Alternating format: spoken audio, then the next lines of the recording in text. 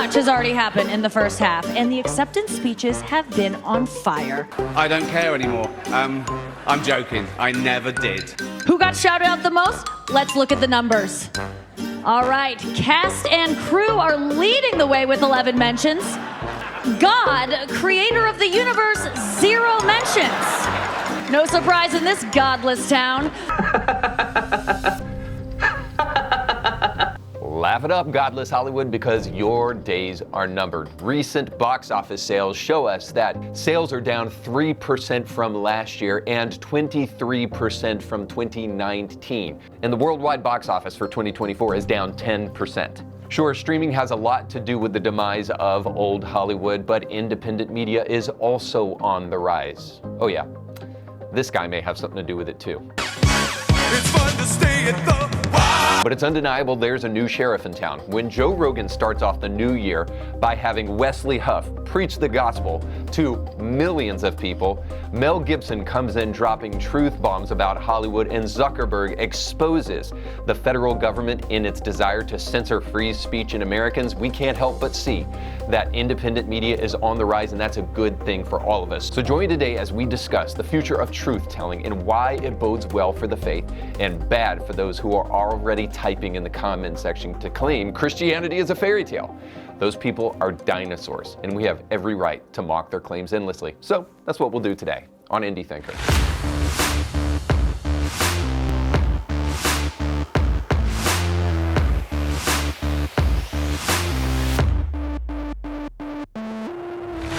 Welcome to the show. My name is Reed Uberman. Please like, share, and subscribe if this show is meaningful to you. Also want to remind you not to forget to check out our brand new show here at Indie Thinker. The Caleb Callahan Show launches this week, and you don't want to miss it. He's got some great stuff already on the channel for you guys, and then is going to be launching weekly shows from here on out. But more importantly, perhaps, is the fact that we have a lot of things planned with Caleb in the future, and in order to see all of that, you need to go over to the Caleb Callahan Show channel on YouTube, and then you can also find that on Spotify and Apple or wherever you enjoy podcasts.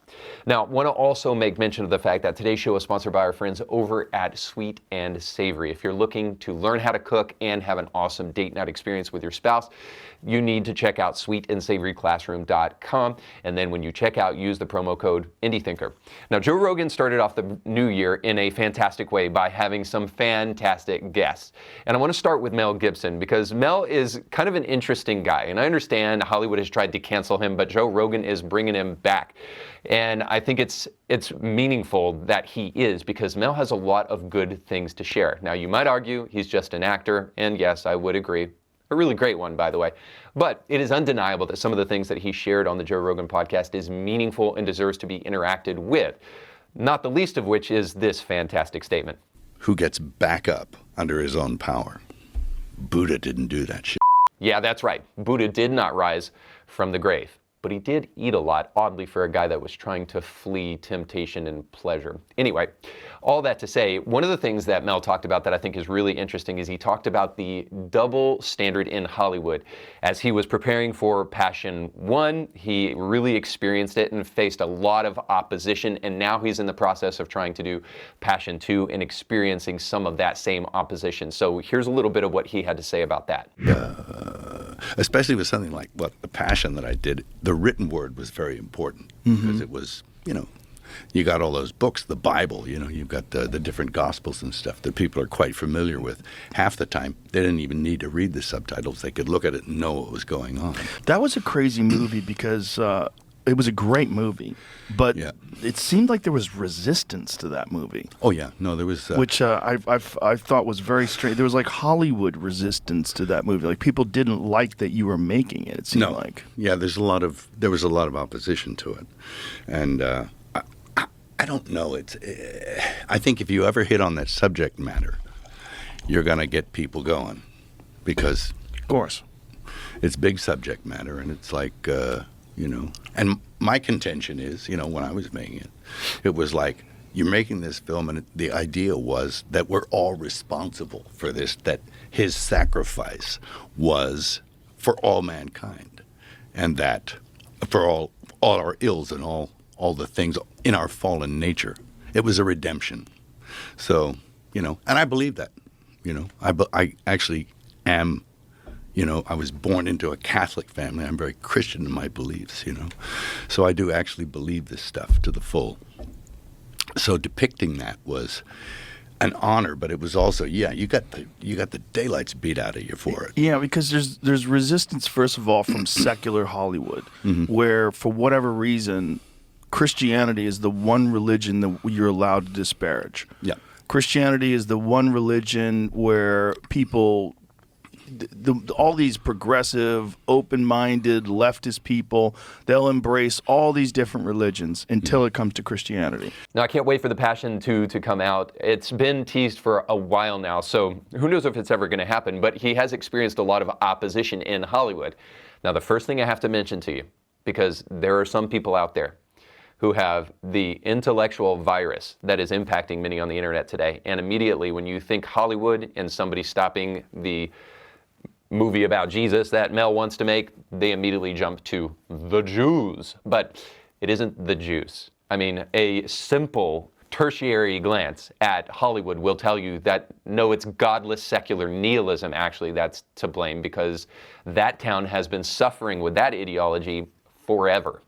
Now, the reason I think that they do suffer from this kind of double standard that Mel is experiencing when it comes to Christianity is a couple of reasons. First and foremost, I think the vast majority of people in America, because they are so familiar with Christianity, at least in a very superficial way, they are exposed to Christianity and therefore they think they understand it. They think they know it because it was maybe a part of their upbringing or because it's such a major part of our culture and woven into the fabric of our society that therefore they think they understand it. But actually, really, in my experience, the vast majority of people who have interacted with Christianity, either whether it be from church or whether it be from the culture or whether it even be from the academy, have a very superficial understanding of Christianity. So, in other words, you always hate what you do not understand. So they attack Christianity because they think they understand it, but really they're just fighting a straw man.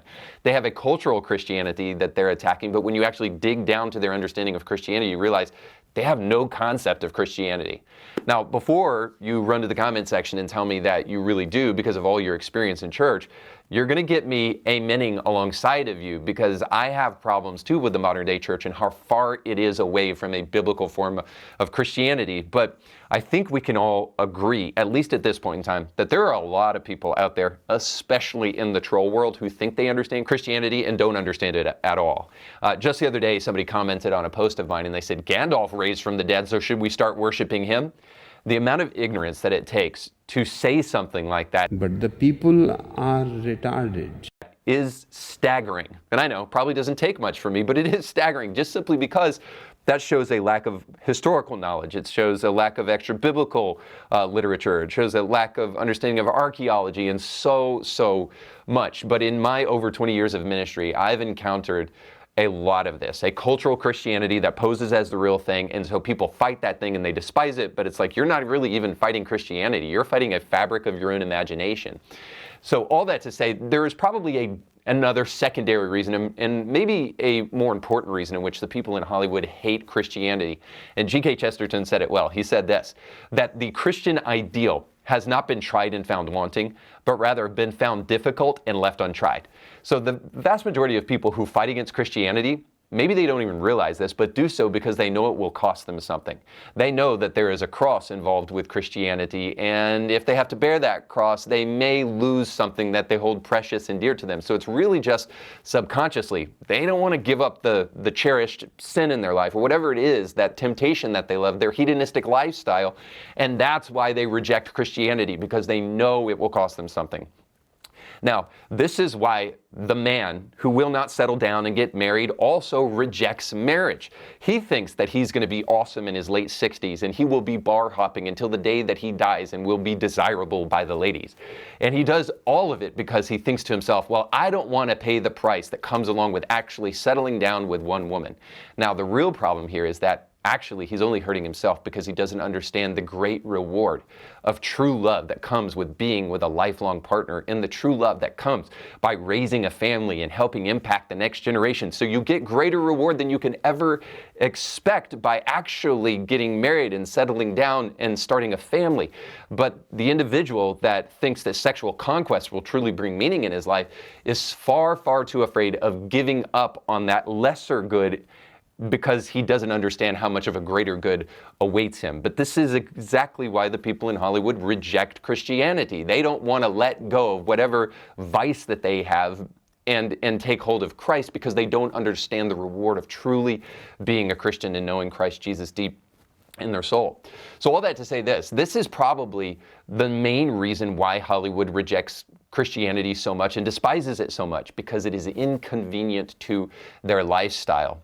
And maybe there's a third reason underneath all of those things. There's an idea that services the godless nihilism of Hollywood that is prominent in the culture, and Mel Gibson talks about that as well right here. What are your thoughts on evolution? Wow.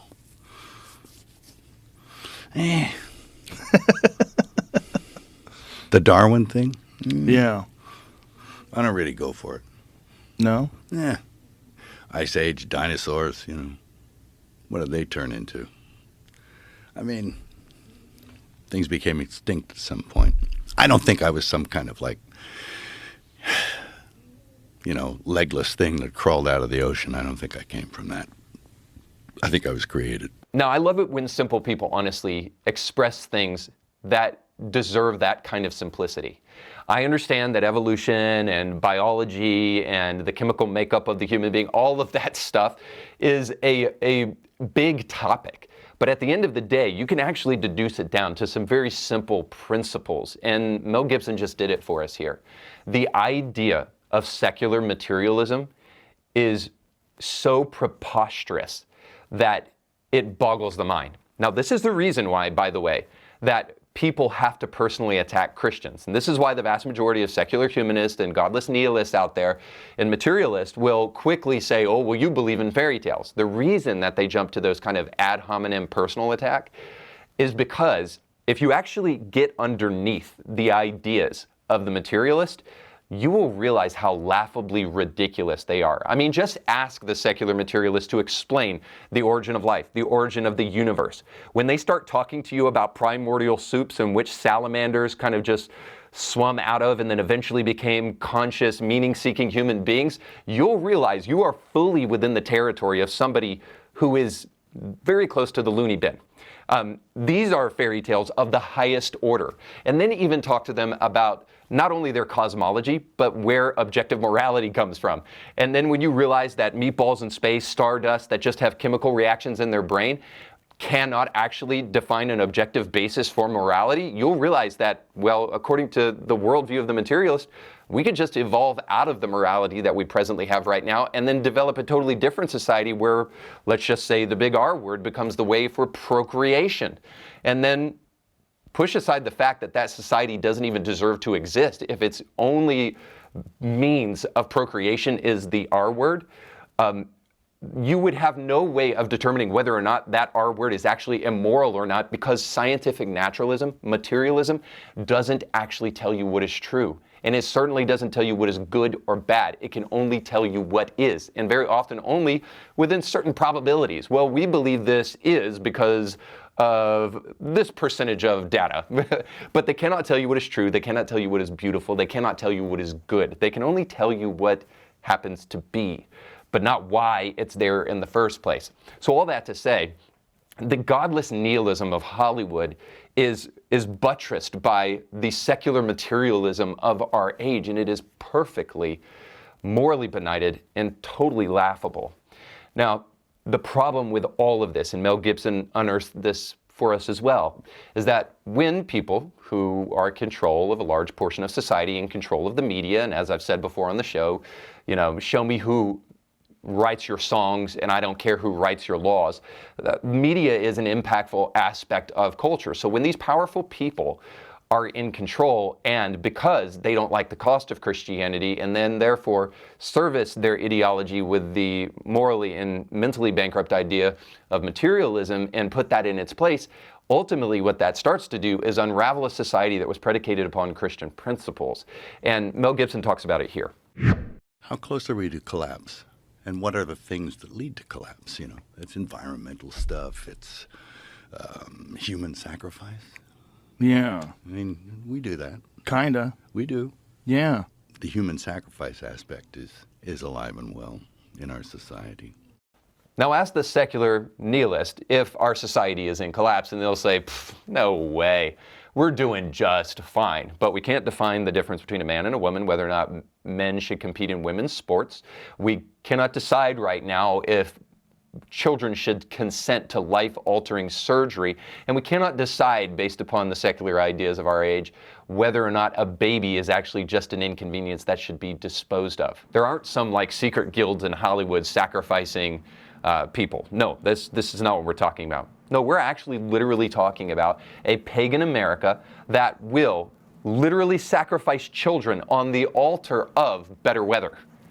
Now, I know this is testing the credulity of the secular materialist out there. They're thinking, that's ridiculous. We're not like pagans of old. We don't sacrifice our children to the gods so that we can procure better weather for ourselves. Oh yeah, well then you better tell that to Yale's School of the Environment. And this comes by virtue of Yale Environment 360, and complete with a picture of ethnic women with their children. And the headline says, how preventing unwanted pregnancies can help on the climate. And then of course we have the Human Rights Watch, which was funded by George Soros to the tune of hundreds of millions of dollars. And they say this: it's time to combine the fights for climate change and reproductive justice. Now, for those of you who think that reproductive justice encompasses many things, you are correct, it does, but it also includes abortion. And that's probably mostly what they mean, because go deep in this article and they'll say it themselves. It says, research affirms what we already know to be true. Of course we know this to be true. Obviously. So obvious that all communities' right to a healthy environment should be in the bucket together with access to safe abortion, birth control, family planning, and maternal health care. Of course, we all know this, that if you want a good climate, we also need to put in that same bucket aborting our baby.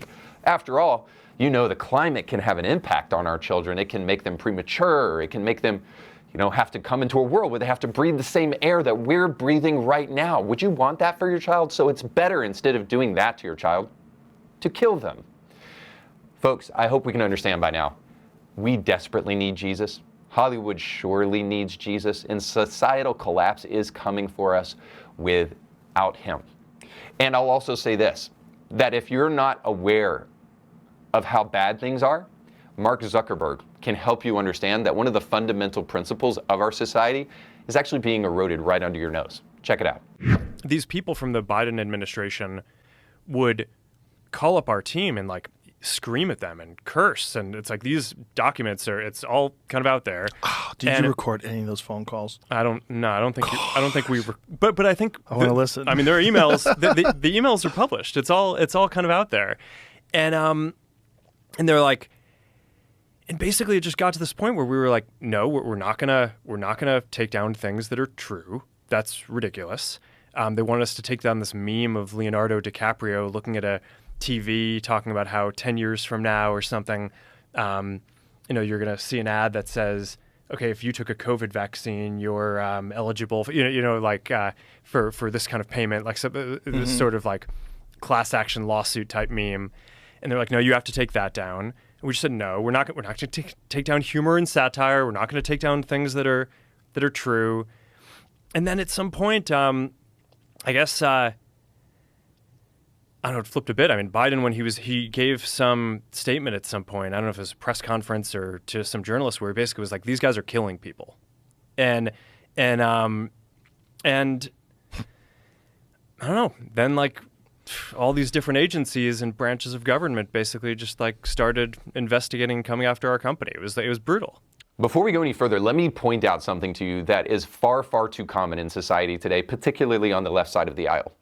They will say that this is not happening. And then when it does happen, they'll say it's good that it is happening. This happens with the trans LGBTQ ideological movement, right? They say kids aren't experiencing sex change therapy. They're not going through these kind of surgeries. What are you talking about? But of course, the left had to change the name to gender affirming care rather than double mastectomies and castration in order to make it more tolerable, because it absolutely is happening in children.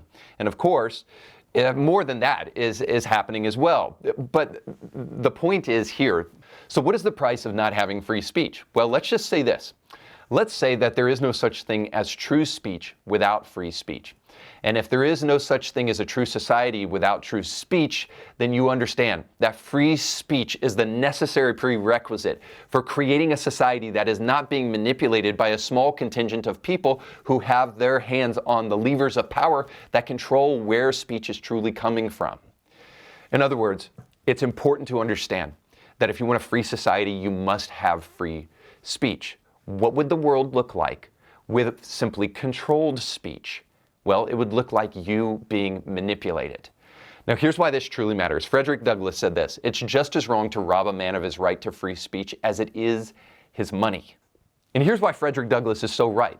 Free speech gives you the right to express yourself. And if you don't have that right, it violates your right to express yourself. Now, it's not just that, because there are some people who express themselves, and when they're done, you wish they hadn't. God is gay. But it's not just the freedom of expression, it's the freedom to be able to think publicly. When we speak, we express what's in our head, what we believe down deep inside. And the ability to be able to express those things verbally helps us think through our own worldview, and the ways in which we articulate things are helpful to us, because we can start to realize that maybe the beliefs or the thoughts or the ideas that we had really aren't actually as robust and as thought through as we thought they would be, because now we can't communicate them and give them to other people. So the speaker needs the right to speak so that they can personally grow.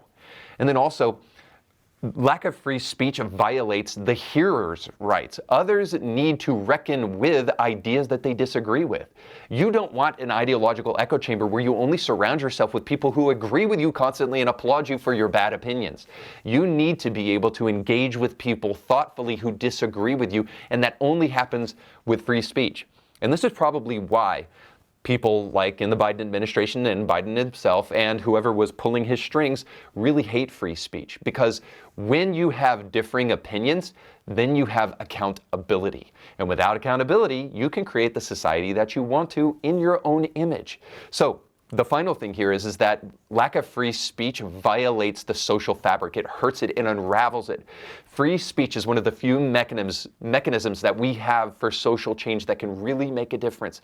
And this is why, unfortunately, it's so important to talk about these things anymore, because we have almost completely divorced our responsibility to change the world from our speaking. We think the only way in which we are supposed to lift our voice is in the ballot box. That's the way our voice actually makes a difference. But that is such a small part of actually lifting your voice and the difference your voice can actually make. See, societal change is predicated upon the logos, or upon the expression of the truth. Words truly do make a difference. I hope it's clear to you, if anything, that if you don't want to live by lies, then you need to make sure you're not voting for the party that is actively interested in censoring your speech. Because before long, you'll find that the societal collapse that Mel Gibson was talking about will come your way. And it will probably be not only because the religion that is the foundation of this society is eroded, but also because the rights that were produced from that religion are also being eroded. And primary among them, the most important among them, I would say, is the right to free speech. That's why it's in the First Amendment and then protected by the Second. If you live in the Chattanooga area and you want a fun date night, or you're just looking to up your cooking game to the next level, you need to check out our friends over at Sweet and Savory. They can give you a fantastic night filled with a lot of fun, but also teach you the basics of cooking some of the best things you've ever eaten in your life. And the good news is that you don't just eat that food and then leave like you would any other restaurant on a date night, but you get to take the knowledge of how to cook that stuff when you come back to your own home. And even if you don't live in the Chattanooga area, you can benefit from some of the great online classes that they have at the Sweet and Savory Classroom. In order to see everything that Sweet and Savory can offer you, you need to go to their website, sweetandsavoryclassroom.com, and make sure when you check out that you use the promo code IndieThinker in order to get a discount and to let them know that Indie Thinker sent you. Now, remember, there's 2 ways to vote. That's at the ballot box, but also with your wallet. If you want to support the causes that truly matter and the people that deserve to be supported, rather than to throw your money away on people and causes that do not support the things that you care about, well then you need to check out our friends over at Sweet and Savory. So once again, go to sweetandsavoryclassroom.com. Use the promo code IndieThinker when you check out. And let's finally go to revisiting something that I think is really important. So yeah, last week we talked about Wesley Huff, but there's been an onslaught of fact checkers out there, unappointed fact checkers, of course, that have wanted to talk about Wesley Huff's views of the Dead Sea Scrolls and when he misspoke about it on the Joe Rogan podcast. So I want to revisit this one more time. So we'll jump into Alex O'Connor's critique of Wesley Huff on Rogan. So when you say the book of Isaiah is intact, how similar is it to the book of Isaiah that's in the Bible? So that one is fascinating. So this isn't true for all of the Dead Sea Scrolls, but when we discovered the Great Isaiah Scroll, previous to that, the earliest copy of Isaiah that we had was in the Masoretic text, which is in the Middle Ages. Whoa. Yeah, so it was literally 1,000 years. We literally pushed back our understanding of Isaiah 1,000 years. And the thing that really shocked scholars, like I said, this isn't true for all of the Dead Sea Scrolls, but one of the things that shocked them about Isaiah was that it was word for word identical to the Masoretic text. Word for word? Word for word. Wow. Yeah. Wow, that would be amazing if it were true. In fact, the Dead Sea version of the Isaiah scroll is not quite identical to the Masoretic text, that is, the one that we know from the Bible. Can you guess how many textual variants there are between the two? Take a guess. 1 that Wes forgot about? 10? 100? Try more than 2,600. Yeah. Now, most of these variants are small. They're differences in spelling, for example, but some of them are more significant. For instance, in Isaiah chapter 2, the end of verse 9 and all of verse 10 are simply missing from the Dead Sea version. They're just not there, which tells us that they were a later addition. Here are some words from the Digital Dead Sea Scrolls project by the Israel Museum, which houses the Isaiah scroll. The text of the Great Isaiah scroll generally confirms the Masoretic or traditional version codified in medieval codices, all 66 chapters of the Hebrew version in the same conventional order. At the same time, however, the 2,000-year-old scroll contains alternative spellings, scribal errors, corrections, and most fundamentally, many variant readings. Strictly speaking, the number of textual variants is well over 2,600, ranging from a single letter, sometimes one or more words, to complete variant verse or verses. Well over 2,600. Again, many of these variants are minor, but Wes Huff told Joe Rogan that the scroll is word for word identical with the Masoretic text. It was word for word identical to the Masoretic text. Word for word. Word for word. Which is simply not true. Now, before we go any further, let me assure you that I am a bargain basement Wes Huff. I'm kind of like the Dollar Tree Wes Huff. So I don't have the kind of expertise that he does, but I can assure you beyond a shadow of a doubt that I have more than Alex O'Connor does.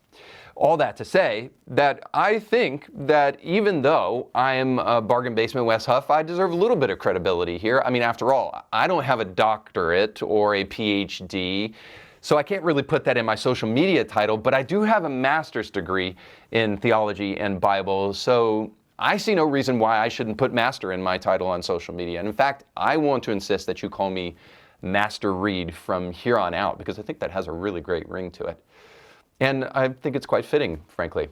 All that to say that the incredulity of Alex O'Connor is a little bit galling and glaring here because he actually makes a lot of mistakes as he's digging through all of this. And the reason for that, I can only surmise, is that he's a skeptic, and his skepticism is going to continually poke through as much as he wants to try to be biased and offer information and come off as an authority on these things. He just isn't. He does that first and foremost by missing something entirely, that the verses that he says are missing are missing, yes, from the great Isaiah scroll, but they are not missing from the Dead Sea Scrolls, because there are multiple versions of Isaiah in the Dead Sea Scrolls. It's just that the great Isaiah scroll is the only one that's complete. But more importantly, yes, Wes misspoke. There is not a word-for-word translation in our modern Bibles, which is derived from the Masoretic text and the Dead Sea Scrolls. It's not word for word.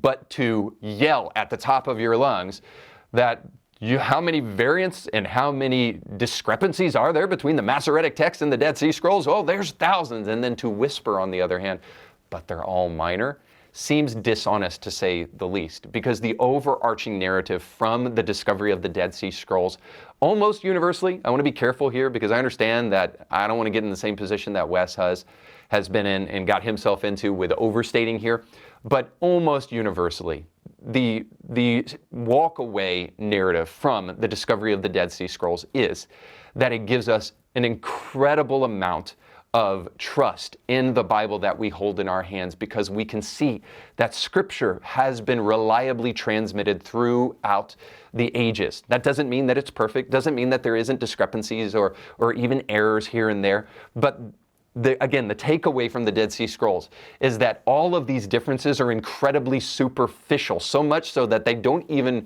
deserve to be talked about very much. I mean, minutia, nuance, do all of that and look at those things. But the overarching narrative, the thing that we should shout from the rooftops, is that there are superficial differences, but there is fundamental agreement in the meaning of every single verse from the great Isaiah scroll in the Masoretic text. Nothing that fundamentally changes the meaning of anything in the book of Isaiah. And by the way, so you know this isn't just me. F.F. Bruce of the University of Manchester said, in general, the new discoveries have increased our respect for the Masoretic Hebrew text. This is from Second Thoughts on the Dead Sea Scrolls, page 69. And then from W.H. Brownlee, who is one of the guys who first dealt with the Dead Sea Scrolls and helped date them. He said this: lest one exaggerate the differences between the great Isaiah scroll and the traditional text, it must be pointed out that more often than not, except for the free use of vowel letters, even the document supports Masoretic readings. Its disagreements, moreover, are so often inferior that indirectly they attest to the superior character of the familiar text. And this is the meaning of the Qumran scrolls for the Bible in page 216. So I hope we can learn to see through kind of some of the skeptics that you find online that constantly want to contradict and undermine the credibility of the Bible. The rumor of the demise of the Bible are greatly exaggerated by people like Alex O'Connor, as well as the New Testament, because we'll get into some of that here. Well, I mean, that is kind of the crazy thing about Christianity, where you have this Jewish itinerant guy who's walking around first century Roman-occupied Judea.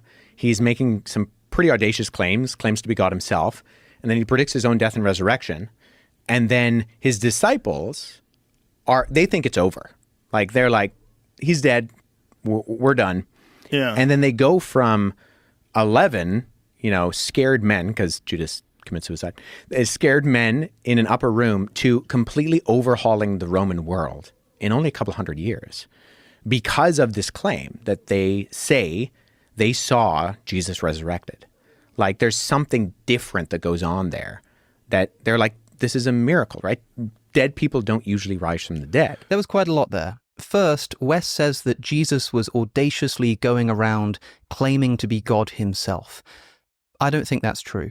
Nowhere in Mark, Matthew, or Luke does Jesus actually claim to be God in his own words. At best, it's just in John's Gospel that divine claims begin to appear. I and the Father are one. Whoever has seen me has seen the Father. Before Abraham was, ego eimi. I actually still don't think even these count, and we'll explain why in another video, but let's just say that they do. Even if this was Jesus explicitly claiming to be God, don't you think it's a bit suspicious that these claims only show up in our latest gospel?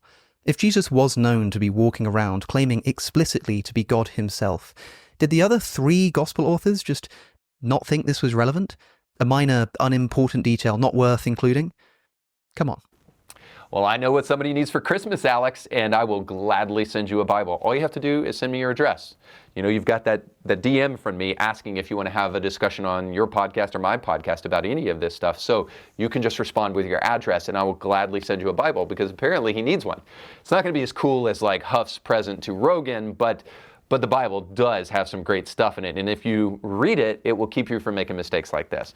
Because it is a preposterous contention that only the Gospel of John contains information about the divinity of Jesus Christ. Because the synoptic Gospels, or Matthew, Mark, and Luke, clearly have places where Jesus is clearly portraying himself to be God. Because wouldn't you know it, in Matthew, Mark, and Luke, we have similar stories that point to the divinity of Jesus Christ, like the Transfiguration, where Jesus is on a mountain with the greatest prophet and the greatest lawgiver, Moses and Elijah, and they're all worshiping Jesus, and Jesus' clothes are whiter than anyone has ever laundered before, and there is a voice from heaven that says, "This is my beloved Son, in whom I am well pleased. Look to him," which to anybody with any knowledge of what is happening here is a clear indication. When they go up on the mountain where Moses got the 10 Commandments, and again, Moses is here, and where Elijah goes up on the mountain and hears the voice of God speaking to him, and then we see Jesus here and the voice of God speaking over Jesus and saying, "This is the one you need to listen to." Obviously, then Jesus is a God figure speaking to mankind. Now, it's not just the Mountain of Transfiguration, which obviously shows Jesus whiter than any launderer can whiten clothes because he is God. It's also the fact that Jesus has the power to calm the storms, as he did in Matthew, Mark, and Luke. Because in that story, there's a storm that comes that is going to threaten the lives of the disciples, but then Jesus speaks to nature, and the storm calms down immediately. And they all wonder, well, who is this that can calm those storms? Obviously, the implication is he's God. And then also in Matthew, Mark, and Luke, we have the story of Jesus forgiving the sins of the man who was paralyzed and brought down from the roof. And of course, this is considered blasphemy by the Jews, and they say only God can forgive sins. Well, why is Jesus doing it then? Because he's God. From all of this, I hope you can gather at least just this. C.S. Lewis said the best place to critique home is from home. The distance that skeptics have when looking at the Bible keeps them from actually being objective. The one person you don't want to listen to is the person who says, "I don't have a bias, I don't have an agenda, I don't subscribe to any echo chamber. I'm just giving you the unadulterated truth." That's not true of any of us. The one you want to listen to is the one who is honest about his bias. And I will tell you, I love and appreciate the Bible. I love and appreciate Jesus and what he's done for my life. But at least when you hear me speak on the subject of Christianity, you will know where my bias is, and then you can test it against the truths that I speak and the truths that are out there in the world. When you do that, then you can actually weigh whether or not you're getting reliable information rather than simply a person who is dishonest from the get-go. And that's not a person that I would ever trust. All right, that's all the time we have for today. Thanks so much for watching. If this show was beneficial to you, don't forget to like, share, and subscribe, and to become a member over at IndieThinker. You can do that by going to indiethinker.org/support, where you can gain all sorts of extras, exclusives, and perks, and the movie that we're going to be giving away at the end of the month.